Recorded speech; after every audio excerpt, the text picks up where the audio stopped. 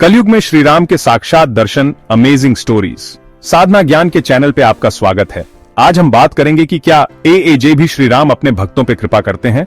इस वीडियो में हम ऐसे ही कुछ अमेजिंग किस्सों के बारे में बताएंगे जो ये दिखाते हैं कि भगवान के लिए सच्ची भक्ति और प्यार ही सबसे बड़ा मिरेकल है। हनुमान जी के साक्षात दर्शन। संत माधवाचार्य। 13वीं शताब्दी में संत माधवाचार्य की भक्ति इतनी स्ट्रांग थी कि खुद हनुमान जी उनके सामने आ गए। ये घटना इस बात का प्रूफ है कि सच्ची भक्ति से कुछ भी इम्पॉसिबल नहीं है। हमें यह समझना होगा कि भगवान या उनके दूतों के दर्शन का मतलब सिर्फ उन्हें देखना नहीं होता। ये एक इनर फीलिंग होता है, एक स्पिरिचुअल अवेकनिंग होता है जो भक्त के दिल में होता है। जब हमारी भक्ति सच्ची होती है, निष्काम होती है, तब भगवान खुद अपने भक्त के पास आते हैं। ये भक्ति का ही पावर है जो इम्पॉसिबल को पॉसिबल बना देता है, जो मिरेकल्स करता है। माधवाचार्य जी की कहानी हमें यही इंस्पिरेशन देती है कि हम भी अपने जीवन में भक्ति को सबसे इंपॉर्टेंट मानें।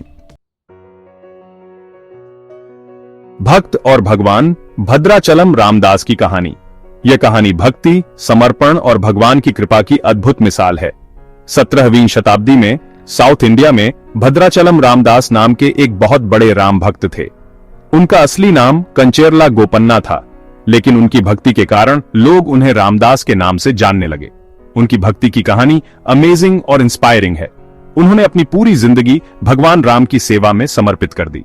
रामदास जी भगवान राम के इतने बड़े फैन थे कि उन्होंने अपनी लाइफ का बस एक ही गोल बना लिया, राम मंदिर बनाना। उन्होंने भद्राचलम में एक भव्य राम मंदिर बनाने का संकल्प लिया। उनके पास पैसे नहीं थे, इसलिए उन्होंने गवर्नमेंट के कुछ पैसे मंदिर बनाने में लगा दिए। उन्होंने सोचा कि भगवान राम उनकी मदद करेंगे। जब राजा को पता चला तो उन्होंने रामदास जी को जेल में डाल दिया। राजा ने उन्हें धोखाधड़ी का दोषी ठहराया। जेल में भी रामदास जी राम नाम जपते रहे। उन्होंने अपनी भक्ति में कोई कमी नहीं आने दी और भगवान राम पर पूरा विश्वास रखा। कहते हैं कि उनकी भक्ति देखकर भगवान राम और लक्ष्मण खुद राजा के पास गए और रामदास जी का डेट चुका दिया। यह घटना चमत्कारिक थी और सभी को अचंभित कर गई। राजा ने उन्हें छोड़ दिया और सॉरी बोला। राजा ने रामदास जी से माफी मांगी और उन्हें सम्मान पूर्वक रिहा किया। यह घटना इस बात का प्रूफ है कि भगवान अपने सच्चे भक्तों की रक्षा के लिए कुछ भी कर सकते हैं। भगवान राम ने अपने भक्त की रक्षा की और उसे सम्मान दिलाया। रामदास जी की कहानी हमें सिखाती है कि हमें अपनी भक्ति पे पूरा फेथ रखना चाहिए और कभी निराश नहीं होना चाहिए। भक्ति में शक्ति है और भगवान अपने भक्तों की हमेशा सुनते हैं। ईश्वर अपने भक्तों के साथ हमेशा रहते हैं और उनकी हेल्प करते हैं। हमें अपने विश्वास को मजबूत रखना चाहिए और भगवान पर भरोसा करना चाहिए। पीरों के पीर बाबा रामदेव। 14वीं शताब्दी में पैदा हुए बाबा रामदेव जी को पीरों के पीर भी कहते हैं। उन्होंने अपनी पूरी लाइफ लोगों की सेवा और धर्म को एस्टैब्लिश करने में लगा दी। बाबा रामदेव जी को बचपन से ही भगवान पे पूरा विश्वास था और वे अक्सर मिरेकल्स करते थे। उन्होंने जाति, धर्म और ऊंच नीच का भेदभाव मिटाने की कोशिश की और सबको एकता और प्यार का मैसेज दिया। उनका मानना था कि भगवान एक है और हम सब उसके बच्चे हैं। बाबा रामदेव जी का जीवन हमें सिखाती है कि सच्ची भक्ति और लोगों की सेवा से ही भगवान मिलते हैं। उनका मैसेज आज भी उतना ही इंपॉर्टेंट है जितना उनके टाइम में था। 16वीं शताब्दी में इंडिया में भक्ति मूवमेंट अपने पीक पे था। उस टाइम में गोस्वामी तुलसीदास जी जैसे महान संत और कवि पैदा हुए, जिन्होंने रामचरितमानस लिखकर करोड़ों लोगों के दिलों में राम भक्ति जगाई। कहते हैं कि तुलसीदास जी को भगवान राम के दर्शन के लिए बहुत मेहनत करनी पड़ी। वे रोज राम नाम जपते, राम कथा सुनाते और राम की पूजा करते। एक दिन तुलसीदास जी प्रयाग में गंगा किनारे बैठकर राम नाम जप रहे थे। तभी उन्हें एक डिवाइन लाइट दिखाई दी और उन्होंने देखा कि दो बच्चे उनके सामने खड़े हैं। तुलसीदास जी समझ गए कि ये राम और लक्ष्मण हैं। वे भगवान के पैरों में गिर पड़े। भगवान राम ने तुलसीदास जी को ऑर्डर दिया कि वे अवधी भाषा में राम कथा लिखें ताकि आम लोग भी राम कथा जान सकें। भगवान का ऑर्डर मानकर तुलसीदास जी ने रामचरितमानस लिखी। 16वीं शताब्दी में साउथ इंडिया में भक्ति मूवमेंट का एक नया चैप्टर शुरू हुआ, जिसने समाज में एक नई ऊर्जा और धार्मिकता का संचार किया। जब राघवेंद्र स्वामी जैसे महान संत और फिलोसोफर आए, जिन्होंने अपने ज्ञान और भक्ति से लोगों के जीवन को बदल दिया। वे माधवाचार्य जी के फॉलोअर थे, जो द्वैतवाद के महान प्रवर्तक थे और जिनके सिद्धांतों ने राघवेंद्र स्वामी को गहराई से प्रभावित किया। राघवेंद्र स्वामी जी का जन्म कर्नाटका के एक पंडित फैमिली में हुआ था। जहां धार्मिक और सांस्कृतिक परंपराओं का पालन किया जाता था।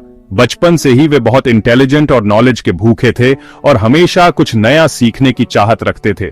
उन्होंने छोटी एज में ही वेद, उपनिषद और दूसरे रिलीजियस बुक्स पियाच लिए थे, जिससे उनकी ज्ञान की प्यास और भी बढ़ गई। कहा जाता है कि राघवेंद्र स्वामी जी के पास बचपन से ही सुपर पावर्स थे, जो उन्हें दूसरों से अलग बनाती थीं। वे लोगों के मन की बात जान लेते थे और उनके प्रॉब्लम्स का सॉल्यूशन भी बताते थे, जिससे लोग उनकी ओर आकर्षित होते थे।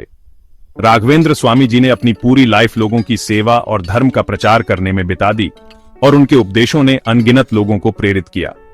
उन्होंने बहुत सारे मंदिर बनवाए और रिलीजियस बुक्स लिखी, जो आज भी लोगों के लिए प्रेरणा का स्रोत हैं। उनका जीवन एक एग्जाम्पल है कि कैसे एक सिंपल इंसान भी अपनी भक्ति और हार्ड वर्क से महान बन सकता है और समाज में एक अमिट छाप छोड़ सकता है। 18वीं सदी में साउथ इंडिया में कर्नाटिक म्यूजिक की दुनिया में एक नया स्टार आया, संत त्यागराज। वे भगवान राम के बहुत बड़े भक्त थे। त्यागराज जी का जन्म तमिलनाडु के तिरुवरूर में एक म्यूजिशियन फैमिली में हुआ था। बचपन से ही उन्हें म्यूजिक का बहुत शौक था और वे रिलीजियस भी थे।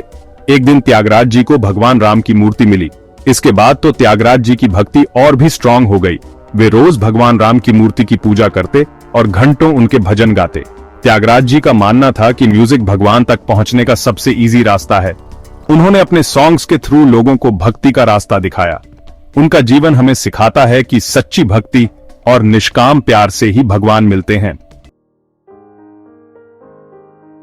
20वीं शताब्दी में जब दुनिया मटेरियलिस्टिक होती जा रही थी, तब नीम करोली बाबा आए। नीम करोली बाबा हनुमान जी के बहुत बड़े भक्त थे। कहते हैं कि वे अक्सर हनुमान जी से बातें करते थे और हनुमान जी उनके हर ऑर्डर मानते थे। नीम करोली बाबा किसी एक रिलीजन से नहीं जुड़े थे। वे प्यार और काइंडनेस से भरे थे। उनके लिए सब धर्म बराबर थे। उनके दरबार में हिंदू, मुस्लिम, सिख, क्रिश्चियन सब आते थे और बाबा सबको प्यार और ब्लेसिंग्स देते थे। उनका जीवन हमें सिखाता है कि सच्ची भक्ति और लोगों की सेवा से ही भगवान मिलते हैं। वे एक ग्रेट सोल थे जिन्होंने अपनी पूरी लाइफ दूसरों की भलाई में लगा दी। ब्रिटिश राज के टाइम में जब भारत पर अंग्रेजों का शासन था, कई कहानियां और घटनाएं घटित हुईं जो आज भी लोगों के दिलों में बसी हुई हैं। मैड्रास प्रेसिडेंसी के चिंगलपेट जिले के कलेक्टर कर्नल लियोनेल ब्लेज ने खुद भगवान राम और लक्ष्मण को देखा। यह घटना उस समय की है जब अंग्रेज अधिकारी भारत के विभिन्न हिस्सों में प्रशासनिक कार्यों में व्यस्त थे। चिंगलपेट के पास मधुरांतकम नाम का एक टाउन है, जहां भगवान राम का एक पुराना मंदिर है। यह मंदिर अपनी प्राचीनता और धार्मिक महत्व के लिए प्रसिद्ध है। मंदिर के पास एक बड़ी लेक है जो हर साल बारिश में भर जाती थी। इस लेक का पानी अक्सर गांवों में बाढ़ का कारण बनता था, जिससे गांव वालों को काफी परेशानी होती थी। 1795 और 1799 के बीच कर्नल ब्लेज चिंगलपेट के कलेक्टर थे। उन्होंने इस क्षेत्र में कई प्रशासनिक कार्य किए और लोगों की समस्याओं को हल करने का प्रयास किया। उन दिनों लेक के पास अक्सर फ्लड आ जाता था, जिससे गांवों को बहुत नुकसान होता था। गांव वाले हर साल इस बाढ़ से परेशान रहते थे और अपनी फसलों और घरों को बचाने के लिए संघर्ष करते थे। कर्नल ब्लेज ने लेक के किनारों को स्ट्रांग बनाने का डिसाइड किया। उन्होंने सोचा कि अगर लेक के किनारे मजबूत हो जाएं, तो बाढ़ का खतरा कम हो सकता है और गांव वालों को राहत मिल सकती है। उन्होंने मंदिर के पुजारियों से कहा कि वे मंदिर के बड़े बड़े पिलर्स लेक के किनारे लगाने दें। उनका मानना था कि इन पिलर्स से लेक के किनारे मजबूत हो जाएंगे और बाढ़ का खतरा कम हो जाएगा। पुजारियों ने मना कर दिया। बोले कि ये पिलर्स भगवान राम के मंदिर के हैं, इन्हें हटाना गलत होगा। उन्होंने कहा कि ये पिलर्स मंदिर की संरचना का महत्वपूर्ण हिस्सा है और इन्हें हटाने से मंदिर को नुकसान हो सकता है। पुजारियों का मानना था कि भगवान राम खुद इस लेक की रक्षा करते हैं। उन्होंने कर्नल ब्लेज को बताया कि भगवान राम की कृपा से ही गांव वाले सुरक्षित रहते हैं। कर्नल ब्लेज पुजारियों की बातों पे हंसे और बोले, अगर भगवान राम सच में लेक की रक्षा करते हैं तो हर साल फ्लड क्यों आता है। उन्होंने पुजारियों की बातों को अंधविश्वास मानकर खारिज कर दिया। पुजारी निराश होकर मंदिर चले गए और भगवान राम से प्रार्थना करने लगे। उन्होंने भगवान से विनती की कि वे कर्नल ब्लेज को सच्चाई दिखाएं और उनकी रक्षा करें। उसी रात कर्नल ब्लेज को एक स्ट्रेंज ड्रीम आया। उन्होंने देखा कि कुछ अद्भुत घटनाएं घटित हो रही हैं। उन्होंने ड्रीम में देखा कि दो डिवाइन लोग धनुष बाण लिए लेक के किनारे खड़े हैं। ये डिवाइन लोग किसी साधारण व्यक्ति की तरह नहीं थे, बल्कि उनके चेहरे पर एक दिव्य आभा थी। कर्नल ब्लेज समझ गए कि ये भगवान राम और लक्ष्मण हैं। उन्होंने महसूस किया कि ये वही भगवान है जिनकी पुजारियों ने बात की थी। वे डर गए और भगवान से सॉरी मांगने लगे। उन्होंने भगवान से माफी मांगी और कहा कि वे अब मंदिर के साथ कोई छेड़छाड़ नहीं करेंगे। उन्होंने प्रॉमिस किया कि अब वे मंदिर के साथ कोई छेड़छाड़ नहीं करेंगे। उन्होंने भगवान से वादा किया कि वे मंदिर की रक्षा करेंगे और किसी भी प्रकार की हानि नहीं पहुंचाएंगे। सुबह उठकर कर्नल ब्लेज ने अपना ड्रीम अपने सर्वेंट्स को बताया। उन्होंने अपने ड्रीम की पूरी कहानी सुनाई और बताया कि कैसे भगवान राम और लक्ष्मण ने उन्हें दर्शन दिए। सर्वेंट्स ने बताया कि कल रात लेक में अचानक पानी बहुत भरा गया था। लगा कि फ्लड आने वाला है, लेकिन फिर अचानक पानी कम हो गया और लेक शांत हो गई। यह सुनकर कर्नल ब्लेज को अपने ड्रीम की सच्चाई का एहसास हुआ।